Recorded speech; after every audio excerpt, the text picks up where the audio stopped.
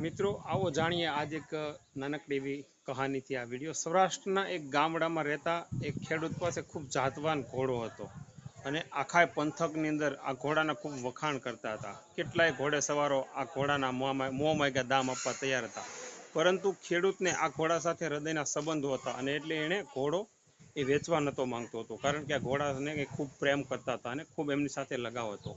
એક દિવસ સવારે એણે જાગીને જોયું તો એનો એક ઘોડો છે ગાયબ થઈ ગયો હતો, એટલે કે હતો નહીં, ત્યાં ઘોડાઘરની અંદર નહોતો। એટલે ઘોડા શોધવાનો એણે ખૂબ પ્રયાસ કર્યો। થોડી વાર પછી ગામના લોકોને જાણ થઈ અને ગામના લોકો આ ખેડૂતને કહે કે ભાઈ તારું ભાગ્ય ખરાબ કે જે કાંઈ હતું કે તારો જાતવાન ઘોડો ચોરાઈ ગયો। આવી એમને ગામના લોકો છે એ બધાય સાંત્વના આપવા લાગ્યા। ખેડૂતે ગામ લોકોને કહ્યું કે મારું ભાગ્ય ખરાબ છે કે સારું છે એ નક્કી કરનારો હું કે તમે કોણ? આપણે કોઈ નહીં। કુદરતના આયોજનને આપણે ક્યારેય સમજી નથી શકતા। આપણે કોઈ એટલા સક્ષમ પણ નથી કે કુદરતની જે ગતિવિધાન છે એમાં આપણે કંઈ કરી શકીએ। ગામ લોકો અંદરો અંદર વાતો કરવા જતા રહ્યા કે આનું સસકી જેવું લાગે છે, પોતાનો ઘોડો ચોરાઈ ગયો છે, એ આઘાતમાં આવવાને બદલે એ તો એમ વાત કરે છે કે આપણે નક્કી કરવાવાળા કોણ ને કુદરતે જે કર્યું એ સાચું કર્યું। થોડા દિવસ પછી એ ઘોડો ફરી પાછો એની જાતે જંગલમાંથી પાછો આવી ગયો, એટલે અને એની સાથે બીજા 10 જંગલી ઘોડાને પણ લાવ્યો। એટલે ગામના લોકોને સમાચાર મળ્યા એટલે ફરી પાછા ગામના લોકો બધા એને મળવા ગયા અને કહ્યું કે તે દિવસે તું કહેતો હતો કે ભાઈ તારું ભાગ્ય સારું કે ખરાબ એ આપણે નક્કી કરવાવાળા નહીં, એટલે આજે આ ઘોડો જો ઈશ્વરે નક્કી કર્યું હતું તો 10 બીજા ઘોડાને સાથે લઈને આવ્યો। તો ખેડૂતે કહ્યું કે તમે હજી મારી વાતને સમજી નથી શક્યા। આ ઘટનાથી મારું ભાગ્ય સારું છે એમ પણ ન કહી શકાય। ઘોડો પાછો આવ્યો અને બહુ ખુશીની વાત છે એવું આપણે કેમ કહી શકીએ? કુદરતને ગમ્યું હશે એવું એણે નક્કી કર્યું છે। થોડા દિવસ બાદ નવા આવેલા આ એ જંગલી ઘોડાઓને તાલીમ આપતી વખતે ખેડૂતનો એક યુવાન દીકરો છે એ ઘોડા ઉપરથી પડ્યો અને એના હાથ પગ ભાંગી ગયા। હવે ખેડૂતનો એકમાત્ર આધાર હતો એ એમનો દીકરો હતો, એ પથારીવશ થઈ ગયો। એટલે ગામના લોકો ખબર કાઢવા આવ્યા અને ફરી કહ્યું કે તમારી વાત બિલકુલ સાચી હતી કે જંગલી ઘોડાઓ આવ્યા એ મારું ભાગ્ય સારું નહોતું। જો આ ઘોડા આવ્યા તો તારો દીકરો છે એ પીડ્યો અને ખાટલા વશ થઈ ગયો।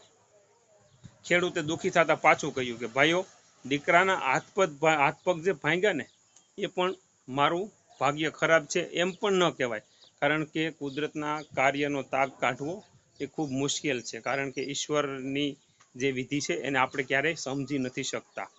એટલે ખેડૂત અપાર શ્રદ્ધા સાથે ફરી પાછો આવો જવાબ આપ્યો।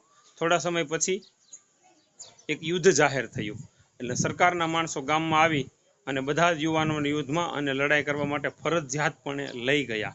અને ત્યારે આ ખેડૂતનો દીકરો છે એ પથારીવશ હતો એટલે એમને છોડી દીધો, એમને એ લઈ ન ગયા, એટલે કારણ કે એ લડી શકે એમ ન હતો। એટલે ગામ લોકોએ ફરીથી કીધું, ખેડૂતની ઘેરે ગયા અને વાત કરી કે ભાઈ ખરેખર તારું ભાગ્ય સારું છે હો, કારણ કે જો તમારા બધા દીકરાના હાથ પગ સાજા છે તો અમને બધાને ત્યાં યુદ્ધમાં લઈ ગયા। હવે યુદ્ધમાં શું થશે એ તો ખબર નથી, બધાને જવું પડે એમાં ના નહીં, પણ તારા દીકરાના હાથ પગ ભાંગ્યા છે તો આ છોકરો કમસે કમ તારી નજર સામે તો રહેશે। અમારા દીકરા યુદ્ધમાં ગયા છે તો હવે ત્યારે પાછા આવશે, શું આવશે, એવી બધા વાતો મળ્યા કરવા।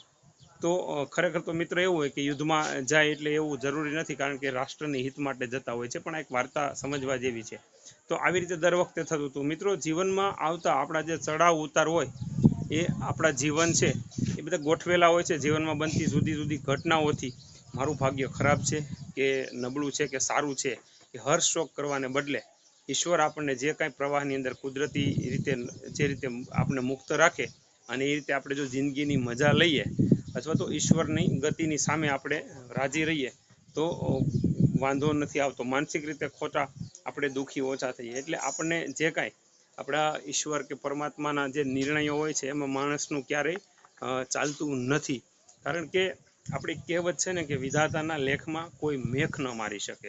એવી જ રીતે જે કાંઈ ધાર્યું હોય એ થવાનું હોય એ તો પાકું જ હોય, પણ એ ઈશ્વર જ જાણે અને એને ગતિ અને એના કર્મ જ જાણી શકે। માણસ ક્યારેય આ વસ્તુ જાણી શકતો નથી। જેમ ખેડૂતે કીધું ને, દરેક વાત જે કોઈ વાત કહે એમાં કે ભાઈ ઈશ્વર કરે એ સાચું અને એમાં જ એને રાજીપો હતો।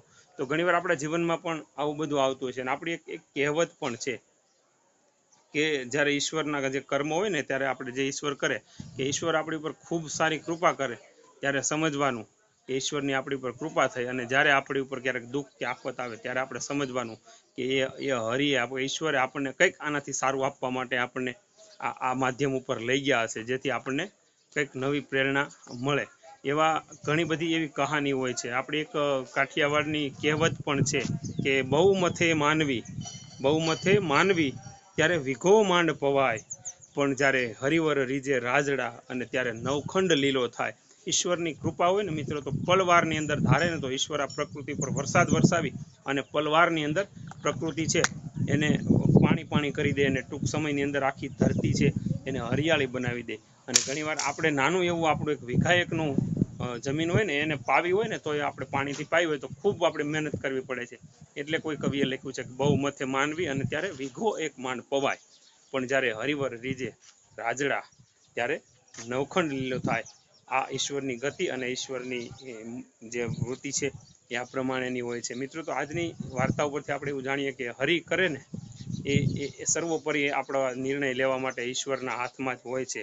હરિ જ્યારે આપણી ઉપર રાજી થાય ત્યારે સમજવાનું કે હરિની કૃપા છે, અને જ્યારે આપણે દુઃખ કે તકલીફ આવે ત્યારે સમજવાનું કે હરિની ઈચ્છા છે. અને આવી રીતે મનુષ્યનું જીવન છે એક આપણે સુખીમય રીતે માનસિક રીતે જીવવું જોઈએ, એવી આજની આ વાર્તાનો સાર છે. તો મિત્રો, આવી વાર્તા નિયમિત જાણવા માટે અમારા સોશિયલ મીડિયા છે રાજેશ વડવડિયા, એને ફોલો કરશો. અને તમને યોગ્ય લાગી હોય તો આ વિડીયોને આપ શેર કરશો અને અમારી સાથે જોડાઈ રહેશો. આપ સૌનો ખૂબ ખૂબ આભાર સાથે. Thank you. જય હિન્દ, જય ભારત, જય જય ગરવી ગુજરાત.